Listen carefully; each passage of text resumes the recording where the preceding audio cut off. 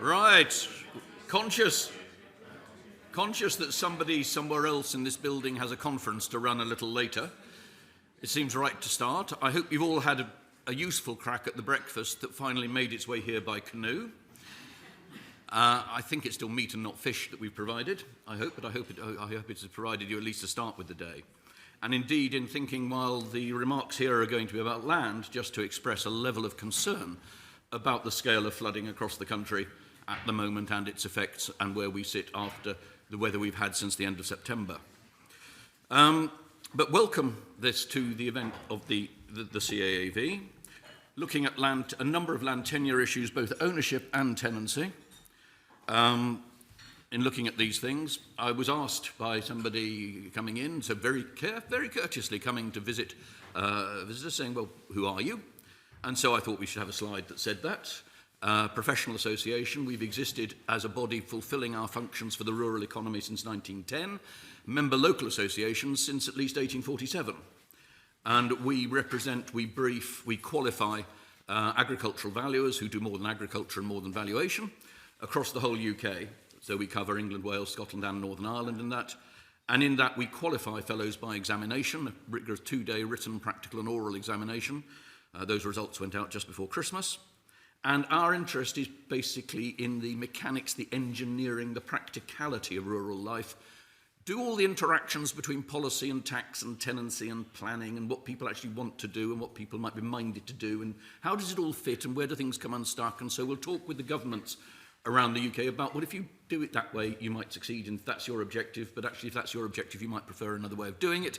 But what actually makes things work so the rural economy, the agricultural economy works better, hums better. And I think those would be our central watchwords in all of this. But that's as an association, fundamentally, it is that members can give the best advice to the client in the situation they are in for their circumstances and objectives, help them through the issues and objectives.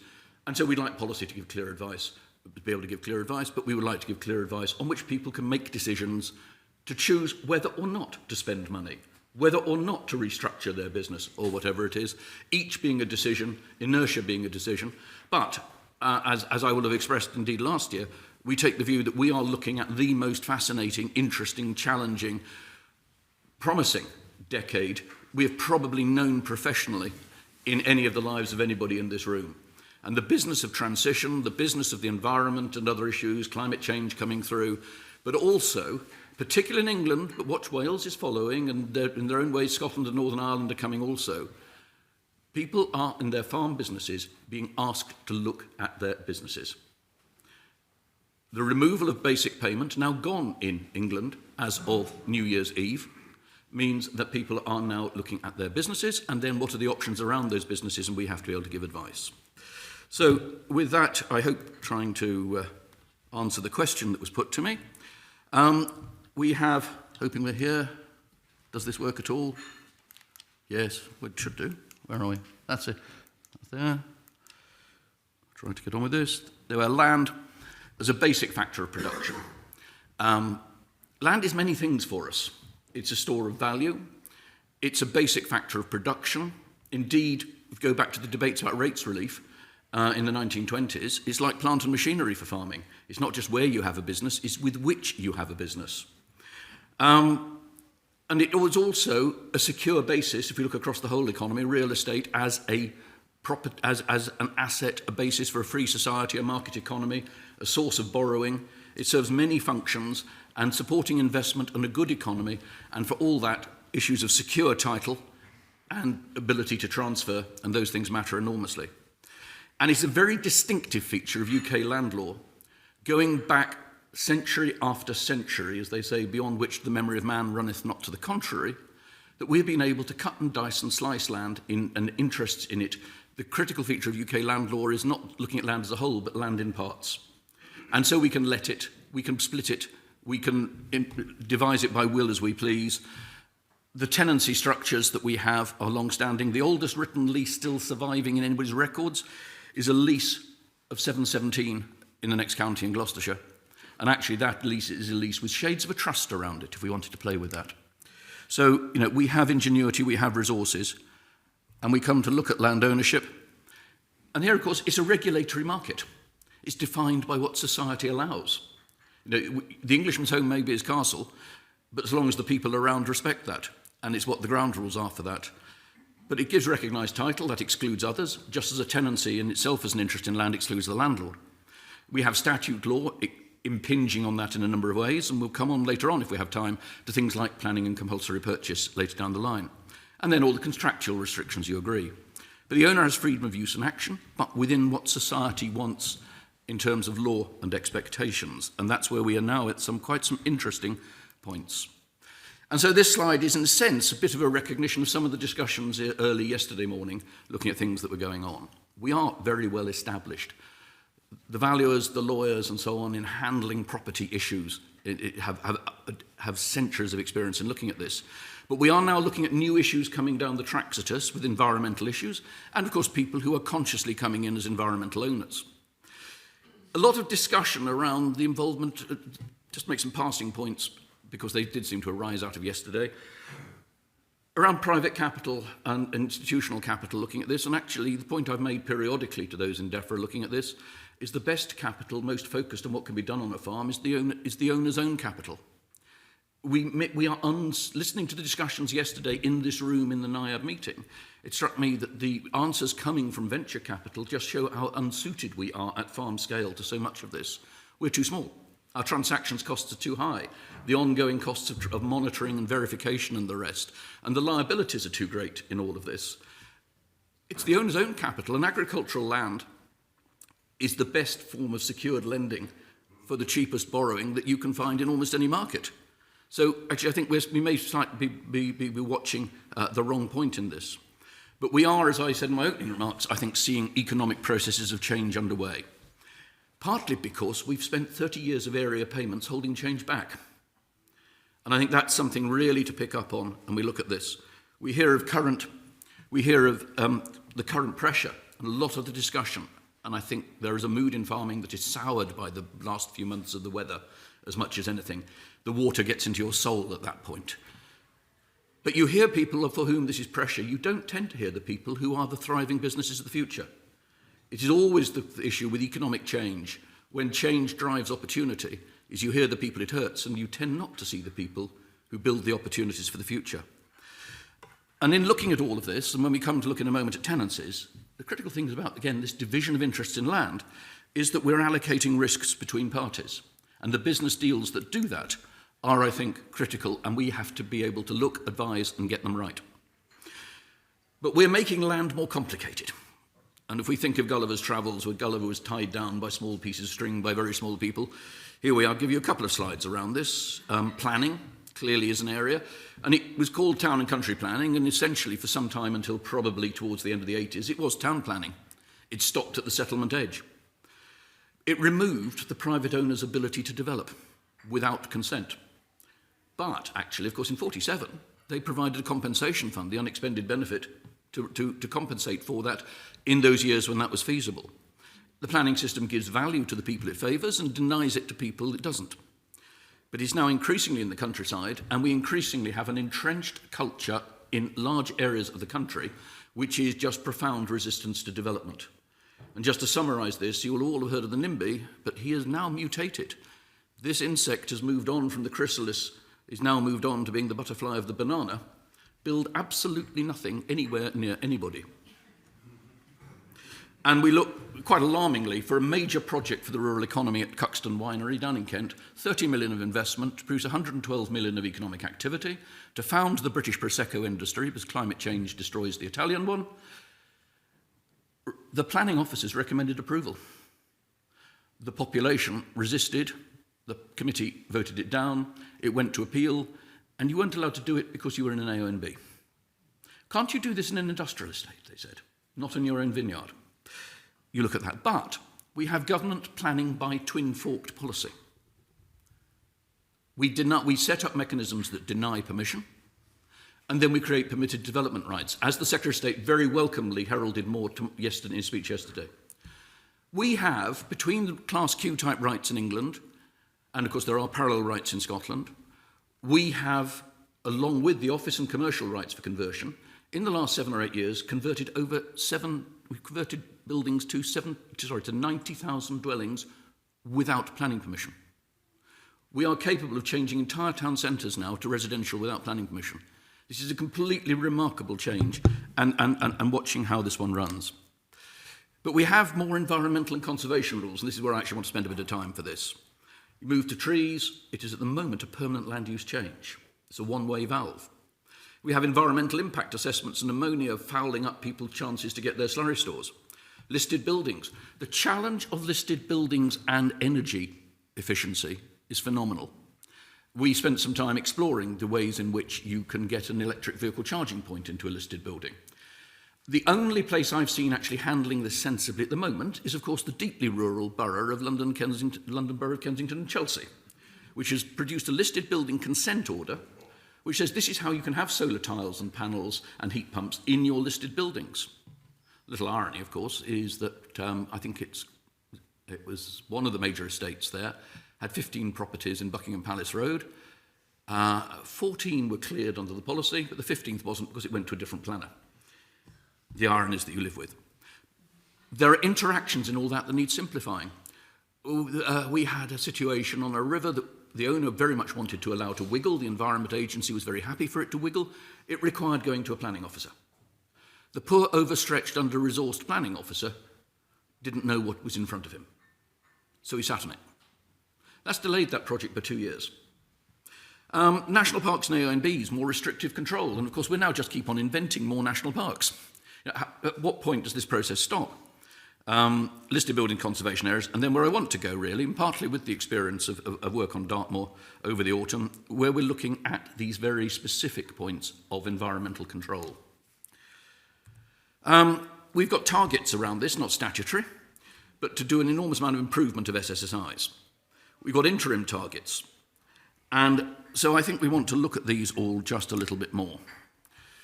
And when you actually explore it, it's a completely chaotic regime.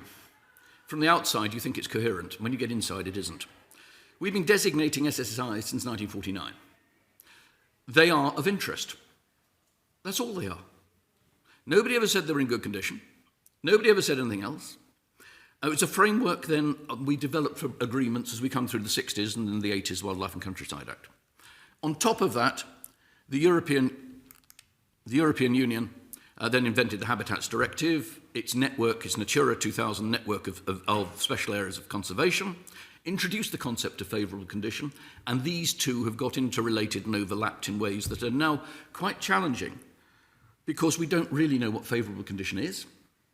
We are now within 26 years of the 2050 target for net zero and climate, trying to balance climate change. Climate change is accelerating very fast. We are 70 and more years from when some of these sites were designated. We're working in a very shifting environment.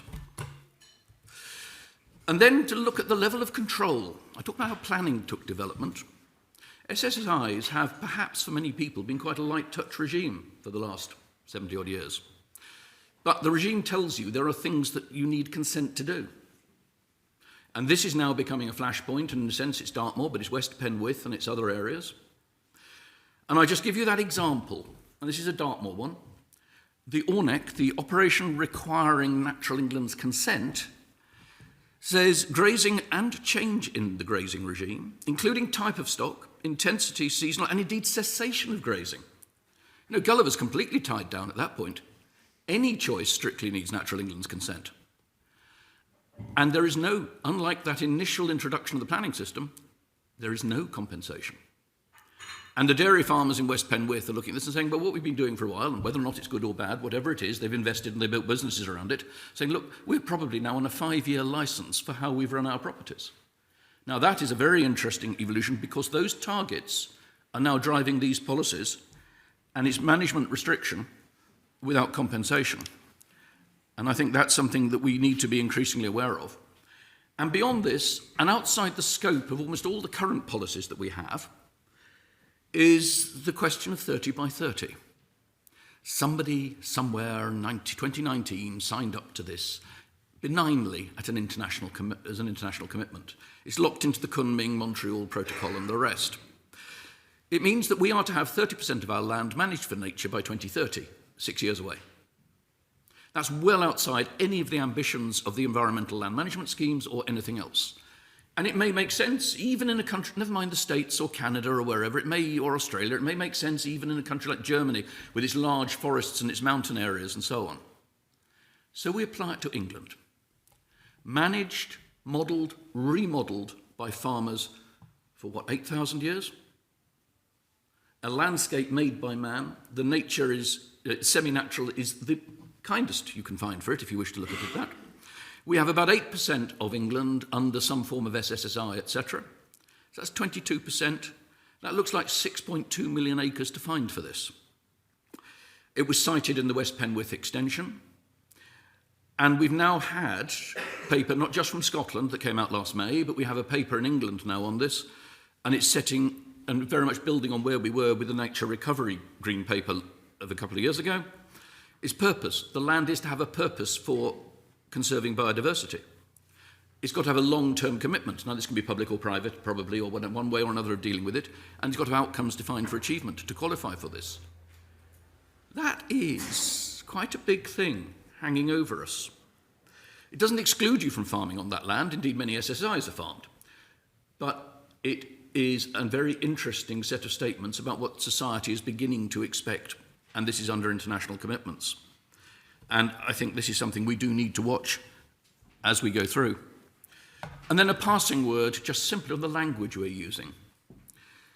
We're doing an awful lot. It's a classic English trope. We recover a golden age. We hark back to when things were good. We will restore things. Recovery of nature, well, what are we trying to recover? Particularly at a time when the underlying environment is moving so fast, with particularly climate change, but other pressures as well. And I think we do have to have an honest conversation, a good practical conversation, a conversation for which we are lacking a lot of data, an understanding of many sites and the broader position, about what is a good nature for England on this 30% or smaller areas or SSIs or whatever you want.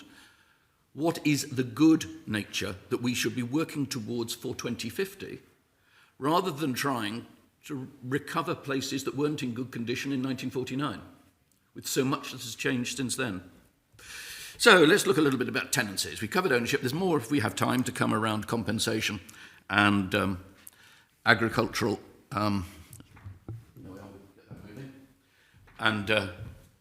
various other matters. But choosing a future. And I think this is where, again, using the theme I set on the opening title of looking at Crossroads. And it's, again, that business of do we protect the past or do we look to be open to the future? And there are balances in all these things, but it perhaps helps to put it this way. What is needed more and what are the costs?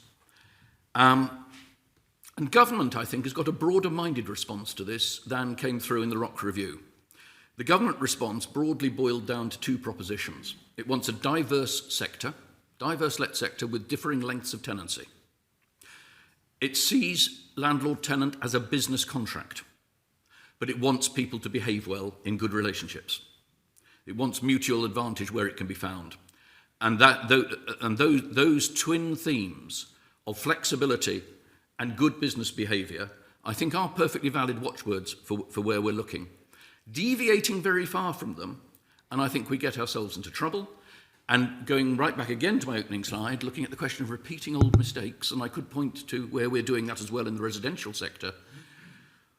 There are people in this room who will remember where we were in the late 1970s and early 1980s, when the combination of high capital taxation and everything being let within the Holdings Act to which succession had just been applied, meant that everybody looked for every which way not to use the Holdings Act.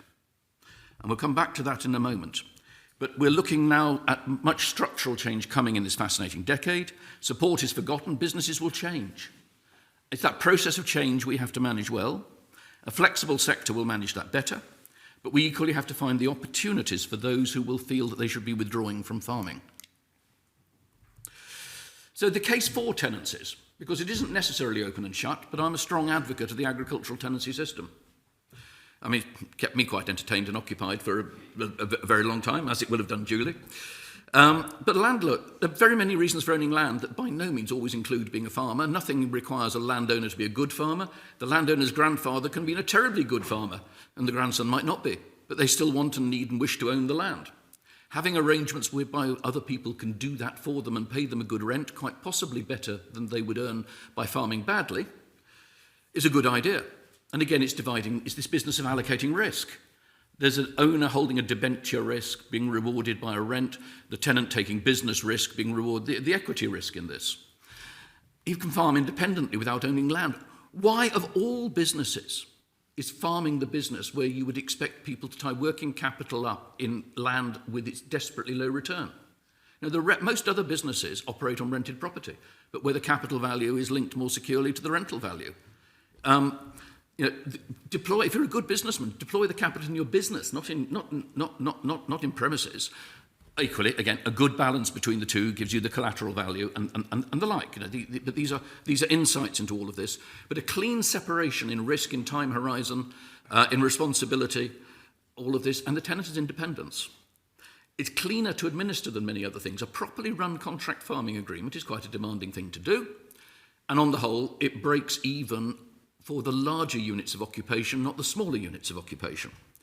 And what we desperately need, looking at where we are, and we'll look at this in a little more in a moment, is opportunities for the proficient and the new to expand and grow and develop and get hold of the land they need to do right by themselves and right by the agricultural economy and right by the landowner. And this is now the means whereby it's easier to scale up and scale down through the let sector than it is by more illiquid land ownership. So just to illustrate that point, if this wishes to behave, there we are. This is 5 years' worth of AHDB figures for net margin from crops. Standard arable crops. Don't worry too much about the right-hand one, it's linseed. Nobody ever grew linseed except for subsidy in the main. But here you have the green are the top quartile. The brown, who are always going to be an interesting mixture of people with a wide range of motives, are the bottom quartile. But the blue are the middle 50%. That illustrates something of the challenge we face. And the more that we can get people to deliver green performance there, or land into the hands of the green performers, the more we will have done the rural economy a good service, because those are the people with doing the good management, those are the people who will deliver on the environmental management as well as the farm management, the financial management, and be part of the productivity for the future. And this is from the Irish government. We'll come back to them a little later. Access to land and low level of land mobility is one of the major challenges facing farmers who wish to increase productivity. A growing consensus, the actual use of land is becoming more of an issue than ownership. And in this, I want to start, I'm saying absolutely nothing about ownership. I'm very happy for anybody who wants to own land for whatever reasons they've got. I'm interested in its productive use and then the best arrangements for looking at that. And they did some statistical work here showing that actually its age is less relevant. All sorts of people, it's easy to fall into stereotypes at this point. But if we take the argument that an ageing farming population is an issue, if we say that, and I'm not necessarily saying that, it's dwarfed by having land not in the hands of the proficient. Really, we want good farmers on the land where they're going to farm well. So we look a little bit at the lettings market, and it is primarily bare land.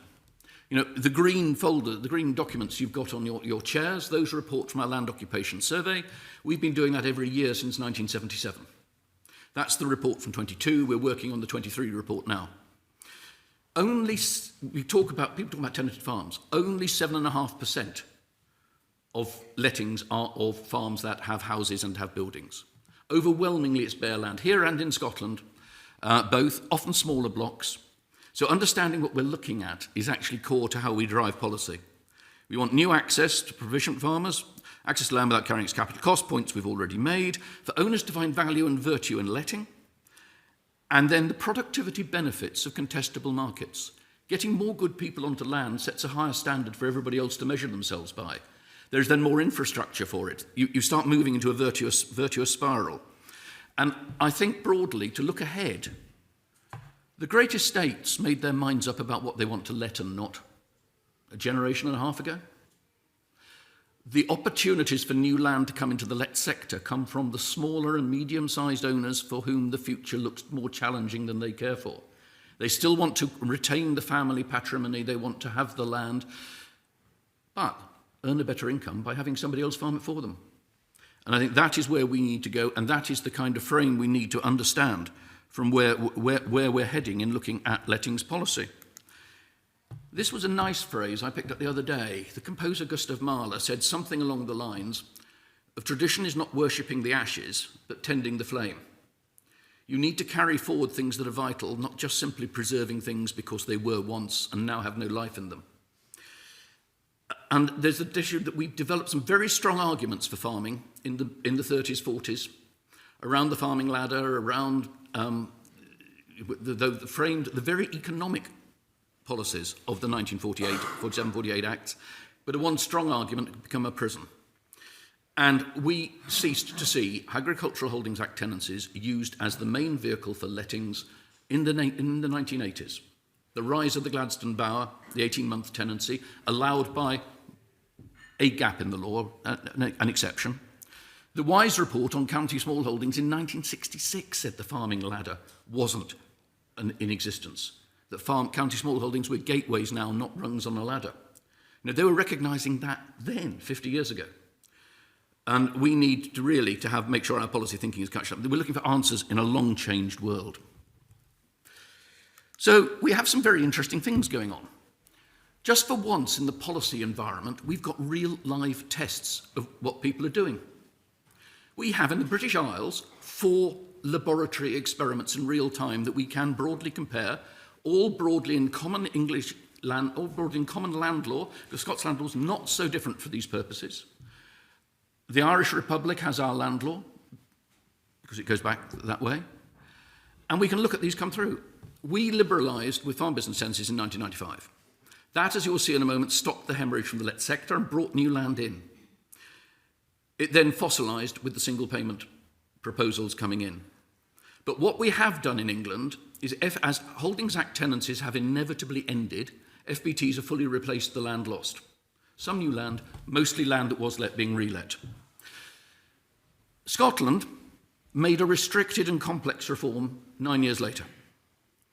Letting, and this is from the Agricultural Holdings Law Review Group in 2014, said being a landlord in Scotland is a high-risk, low-reward activity. Yeah, it's not of itself rational, and their new forms of tenancy have not made good the losses. So England still has a let sector around 33-35% of land area.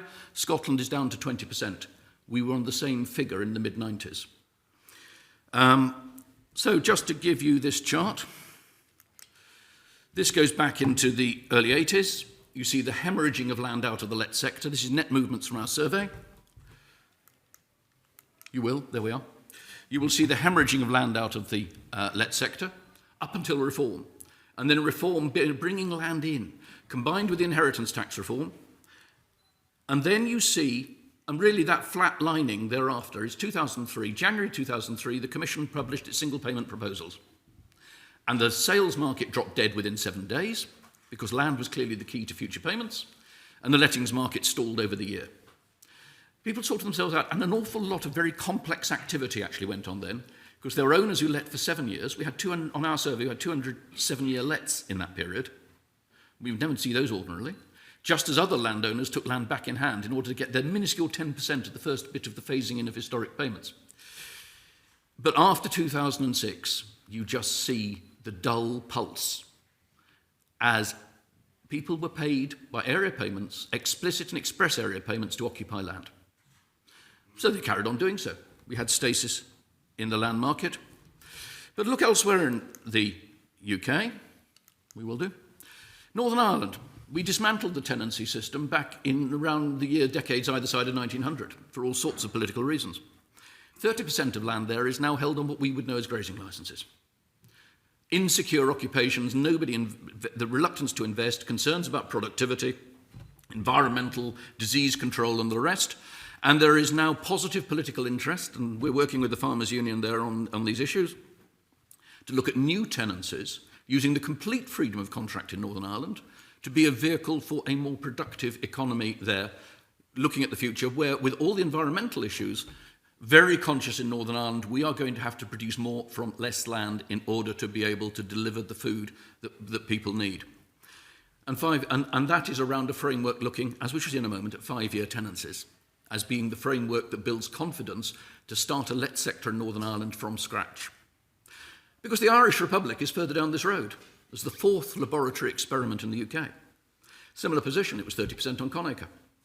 But in 2015, on 2 months' notice, they introduced an income tax relief on rents from letting.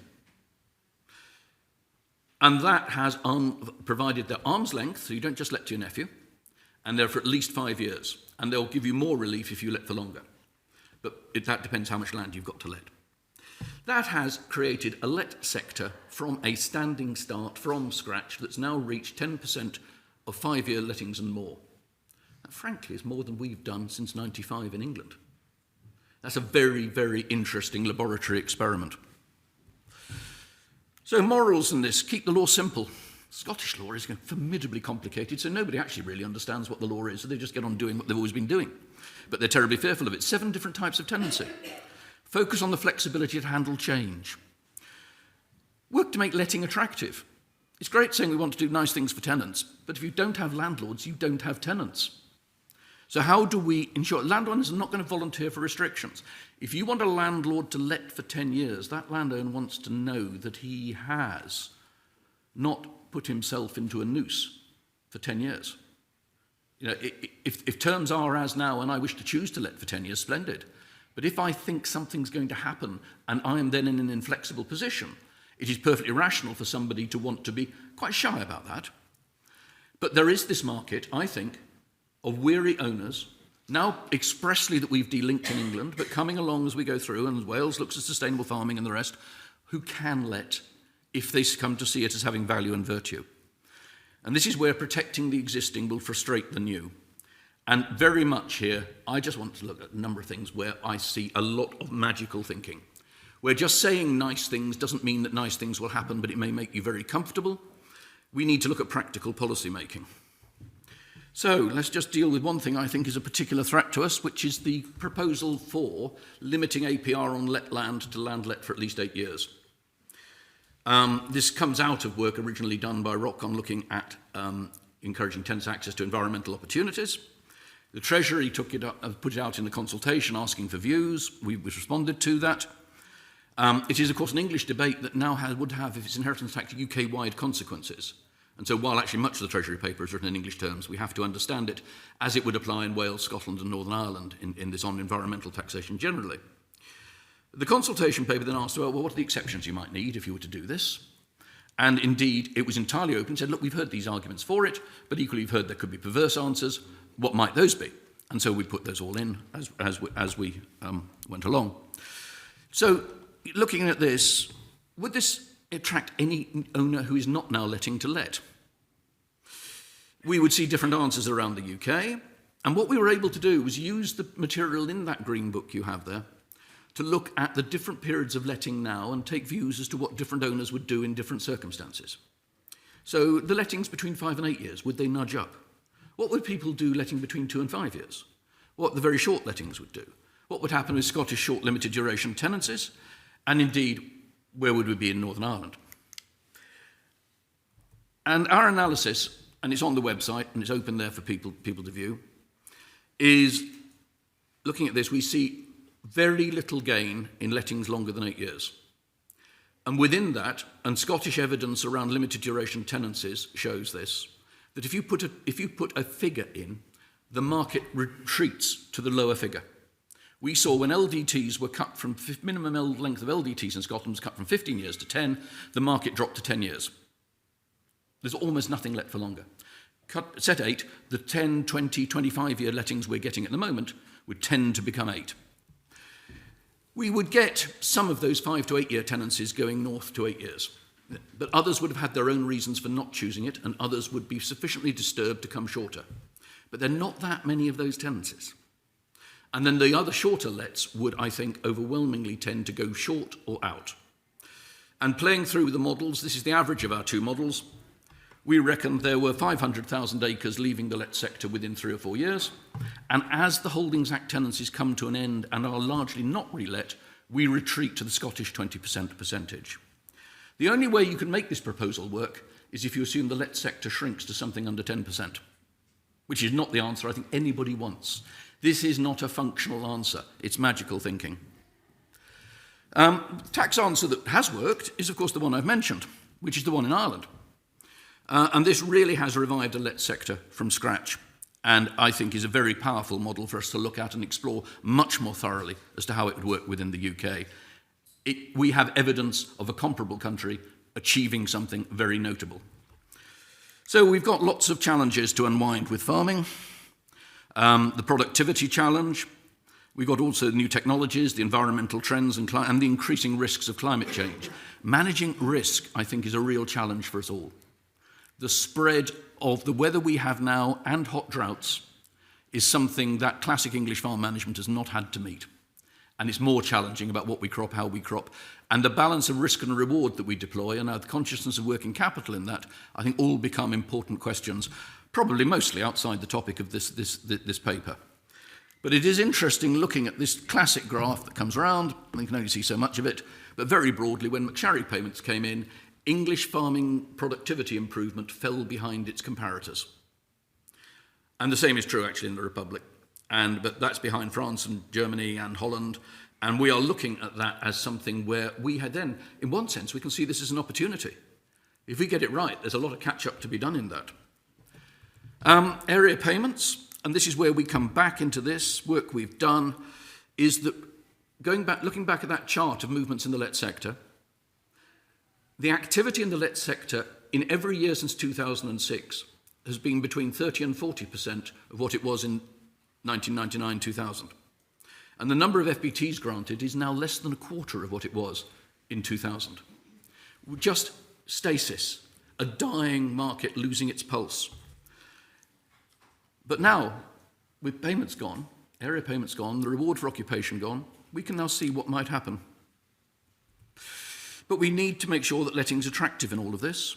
If we make letting unattractive, clearly there'll be more contracting.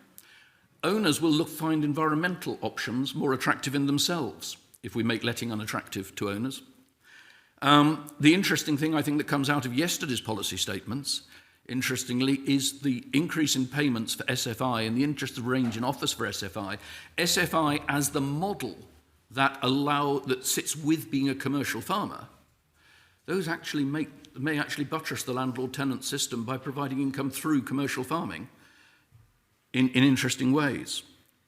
But owners and farmers would otherwise, back as in the late 70s, early 80s and so on, find other ways of trying to come to deals, which on the whole are easier for larger people, larger farmers, established farmers to take up than the small and the new. So opening these markets is clearly where we want to go, and we need to encourage people to do it.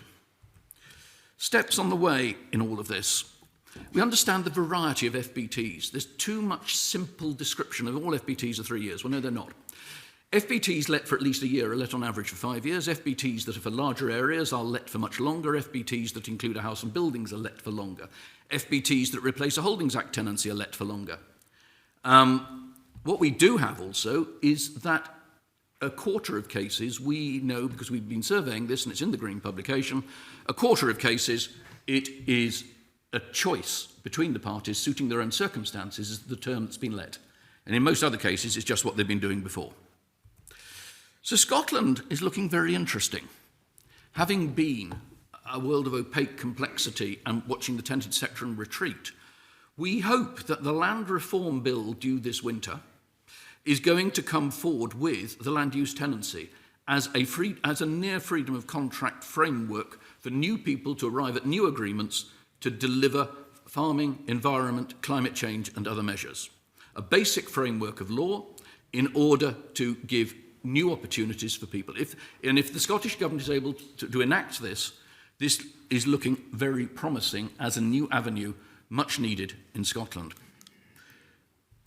So when we come back, we have two parties. They're in a business deal. We hope they're in good relationships, particularly when they're striking the deal. What drives the agreement? What's it for? What's their objectives? What's the relationships? How do they give mutual benefit to each other? And thinking these through and hoping each has reasonable expectations and understanding and transparency of what's going on. What happens at the end of the agreement? If you're in more complex agreements, how losses are handled. All, I think, quite key to try and look at. So it's pragmatic, reasonable, fair action between parties, looking at lengths, looking at agreements, well advised, good behaviour, and all this applies to contract farming as much as tenancies. It's the contract farmer who frequently offers over-optimistically on first charge as much as does the tenant, the would-be tenant in these things. We need to be sensible and level-headed in looking at the world we're coming to. I thought we would just close, and look, before there's still time for some questions, just look at some other wider interventions that are going on. Land reform in Scotland, very much discouraging anybody who is a larger landholding, interested community involvement in management and so forth. Some discussion indeed of even adopting the French model of having statutory review of land transactions, and that we look at that. But that is a process of discussion. Compulsory purchase. That was Scotland. There we are, compulsory purchase. This, I think, we have to be prepared. The phrase that's in play is we're looking at a tripling of compulsory purchase in the world we're now in, for housing, for infrastructure and the other things. And as HS2 seriously demonstrates, this is a massive issue for farms. Because if you lose your house to a motorway, you lose everything. You're clean out. If you're a farm, broadly these things take a strip out of the middle of you. They leave land the wrong side. You're dealing with contractors. You're living with the prospect of the project. You're living with the project. And then you're living with it afterwards. And this is a much longer relationship, a much more traumatic relationship for everybody involved. And officially, compulsory purchase is the last resort after good negotiation. And indeed, we've seen 2 major orders struck down recently for bad practice in that. But all too often, and HS2 is too often the area of this, it gets more unfortunate than that. And of course, so many people who are acting in compulsory purchase have never felt what it's like to be on the receiving end. It's a very interesting thing asking an audience of them how many have done it. You might get 2 out of 100. Now, we've had since 1959 very clearly market value compensation. Now, you can argue that you're not a willing seller. No, this is the argument for it being a bit more than that. But leave that be, we've had market, and that includes any hope value that the land might have. There is now a lot of pressure to exclude hope value, and the new Levelling Up Act actually begins to breach this dike, so that if a public sector body is trying to buy land for housing, for affordable housing, for schools, for hospitals, then it can exclude hope value if the Secretary of State approves.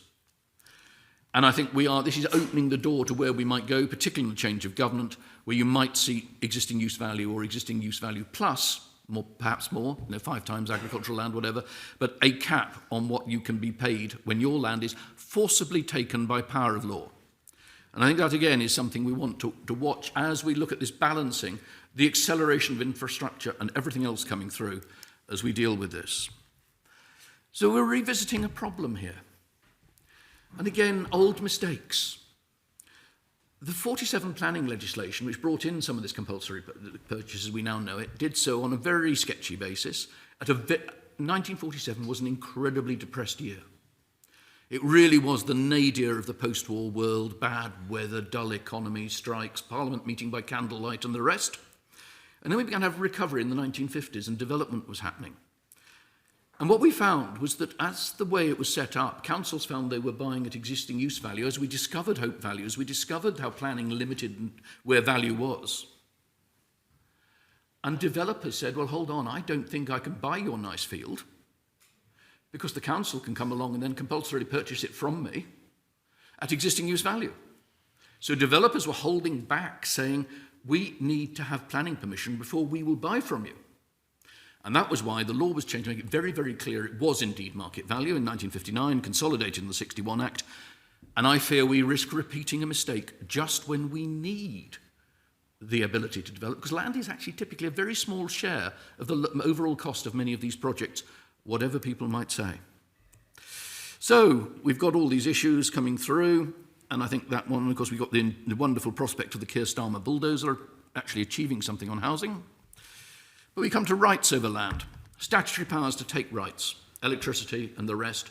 But we are looking at the re-electrification of Britain. We are looking also at water companies needing to sort their sewage plants out and their reed beds and the water pipes coming down to get water to the southeast and all the other things to deal with, all the water issues you've all heard about, massive capital programmes. But here we are, 400,000 miles of new or upgraded cable. That's across virtually every farmer in Britain.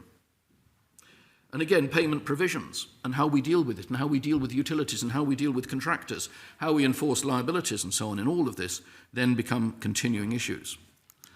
And the awful warning here is where we've been with the Electronic Communications Code since late 17.